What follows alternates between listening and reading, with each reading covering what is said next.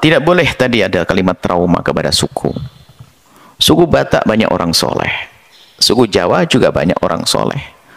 Tapi suku Batak ada orang jahat, suku Jawa juga ada orang jahat. Nggak ada urusan dengan suku. Agama Nabi Muhammad untuk semua suku. Jadi nggak ada kita punya trauma kepada suku-suku, nggak ada. Kita banyak kenal orang Batak yang baik-baik juga ada. Jangan menganggap orang itu jelek semuanya, itu nggak dibenarkan. Kemudian jika kepada semuanya nasihat umum kepada siapapun. Apakah Anda seorang laki-laki muslim atau wanita muslimah? Jika ada orang di luar jalur agamamu, non-muslim atau non-muslimah, ingin menikah denganmu dan dia berjanji akan mau masuk Islam, jangan mau. Sebab agama itu keyakinan di dalam hati. Kalau yakin hari ini, nanti juga yakin. Kalau tidak ada hari ini yakin, nanti nggak ada. Dia gini, kalau memang sudah yakin Islam benar, kenapa tidak bersyahadat hari ini? Kenapa harus nunggu nanti? Ini menunjukkan kebohongan orang di dalam hatinya. Kalau dia itu nanti, kalau mau nikah, saya akan mau masuk Islam. Berarti nikahnya hanya, masuk Islamnya hanya ingin menikah saja, saat ini nikah. Maka jangan dituruti, jangan mau. Lah permasalahannya tadi kisahnya sudah mulai senang. Itu loh repotnya orang. Sampai orang tuanya yang punya niat baik untuk menjaga, malah mau dilawan dan sebagainya. Anda salah. Anda mendahulukan rasa senang itu sendiri. Dan kami ingatkan kepada siapapun, biarpun Anda seorang laki-laki mau nikah dengan seorang wanita yang non-muslim, jangan mau kecuali dia betul-betul sudah masuk Islam. Oh, kok seperti itu? Kenapa? Ini adalah masa depannya panjang.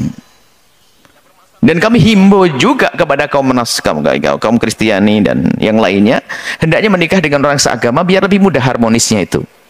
Jadi orang Kristen hendaknya nikah dengan orang Kristen biar ke gereja sama. Kalau perlu kelompok gerejanya itu kan gereja kan beda-beda, Kristennya beda-beda. Yang sama.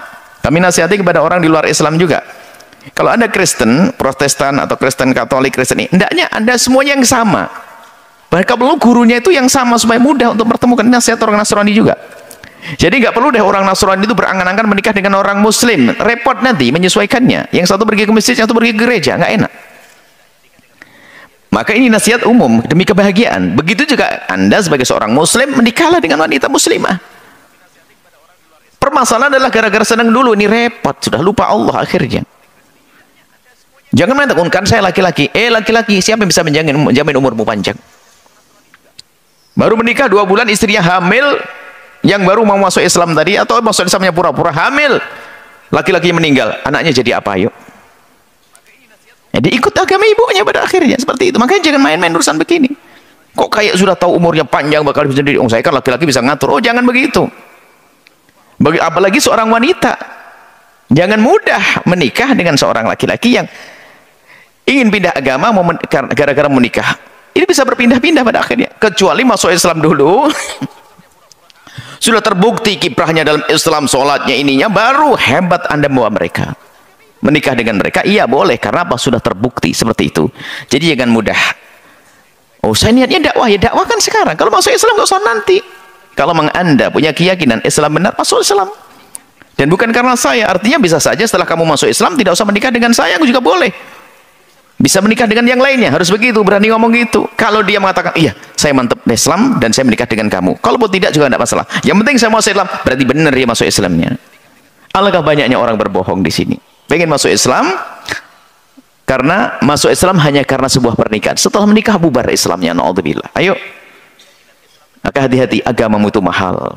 Jadi keluargamu tadi itu benar, yang melarang semacam itu benar, karena belum terbukti dari laki-laki tersebut atau dari yang non Muslim.